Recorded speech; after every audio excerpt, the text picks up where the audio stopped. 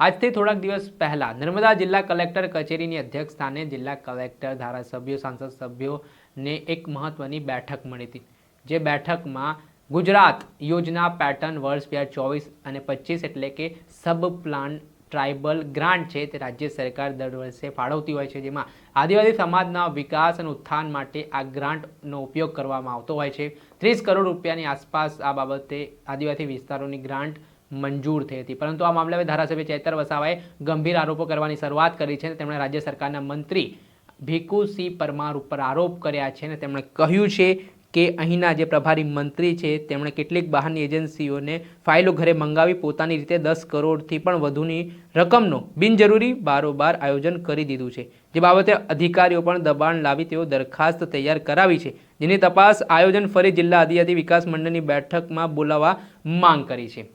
જે રીતે તેમણે આરોપની શરૂઆત કરી છે ધારાસભ્ય ચેતર વસાવાએ જે સબ પ્લાન ગ્રાન્ટમાં જે તેમણે ટ્રાઇબલ સમાજની જે સબ પ્લાન ગ્રાન્ટ છે તેમાં તેમણે જે કૌભાંડની આશંકા વ્યક્ત કરી છે, તેના કારણે રાજકારણ ગરમાયું છે અને આજે તેઓ નર્મદા જિલ્લા કલેક્ટર કચેરી ખાતે પહોંચ્યા હતા, જ્યાં તેમણે જિલ્લા કલેક્ટરને આ મામલે રજૂઆત કરવા માટે પહોંચ્યા। ત્યારે જિલ્લા કલેક્ટર હાજર ન થતા તેમણે અધિકારીઓને પણ તતડાવ્યા હતા। ત્યારે જિલ્લા કલેક્ટર સાથે તેમની શું ફોન ઉપર વાતચીત થઈ અને તેમણે શું ધરણાની ચીમકી આપી તે સાંભળી લો। પ્રોટોકોલ તને ખબર નથી તમને? મને ખ્યાલ છે તો આવો આ બાજુ। હા પણ મને જવાબ આપો ને। મેં સાહેબને વાત હા પણ અહીંયા આવીને જવાબ આપો મને। હા બોલો। આ બાજુ આવીને જવાબ આપો। અમે બી ખાધા પીધા વગર જ છે। હા પણ મેં સાહેબને વાત કરી તો સાહેબ ના પાડે તો અરે સાહેબ નામ વાત કરાવો મને। આવો ધારાસભ્ય આવ્યા વાત છે। કરાવો ને। હા અત્યારે ત્યાં આવીને વાત કરાવો મને।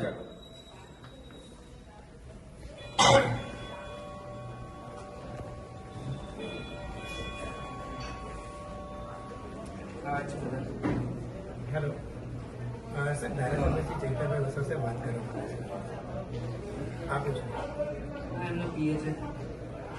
હા કલેક્ટર સાહેબ, હું હમણાં જ આપણી મીટિંગ પતાવીને મેં ગુજરાત પેટર્નની યાદી માંગી। સર્વ સંમતિથી અમે જે ગુજરાત પેટર્ન યોજનાનું હમણાં 30 કરોડનું આયોજન થયું પ્રભારી મંત્રીની અધ્યક્ષતામાં, અમે તાલુકા જિલ્લાના ચૂંટાયેલા પ્રતિનિધિ ધારાસભ્ય સાંસદશ્રી અમે બધાએ સર્વસંમતિથી 30 કરોડનું આયોજન સર્વાનુમતે મંજૂર કર્યું।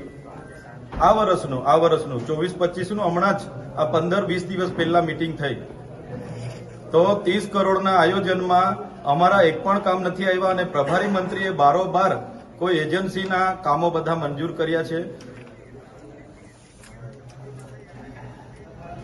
અમે કલેક્ટર સાહેબ અમારી પાસે પ્રાયોજના વહીવટદાર શ્રી આયોજન માગ્યા હતા, એ આયોજન અમે મીટિંગ પહેલા એમને અમારા સૂચનો આપી પણ દીધા।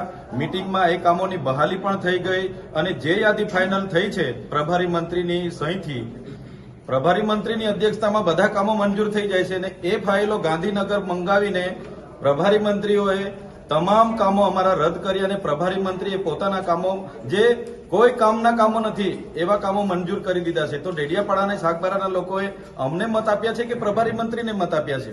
અમારા એક પણ કામો એમાં મંજૂર થઈને આવ્યા નથી।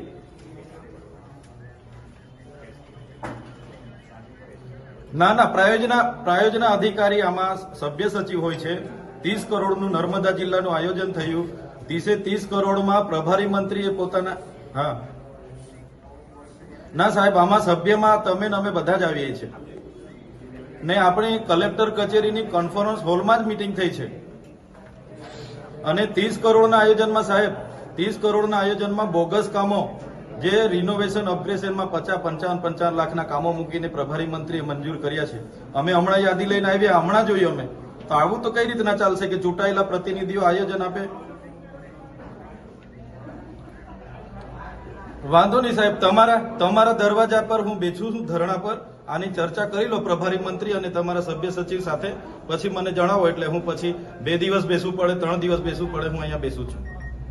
Okay sir.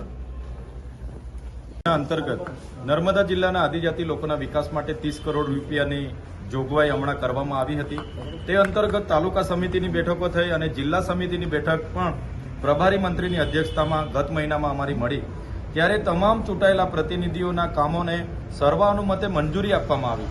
બાદમાં પ્રભારી મંત્રી દ્વારા આ તમામ ફાઇલો પોતાના ઘરે લઈ બોલાવીને અને પોતાના કામો મારા ડેડિયાપાડામાં 5 કરોડ 51 લાખના કામો એમણે પોતાના મંજૂર કરી દીધા, સાગબારામાં 5 કરોડ 3,50,00,000 કામો એમણે મંજૂર કરી દીધા.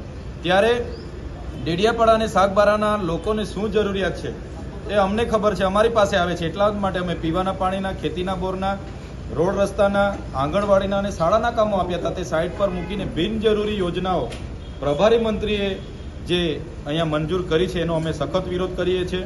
અમારા કામોને મંજૂરી આપવામાં આવે, સમાવવામાં આવે એવી અમારી માંગ છે.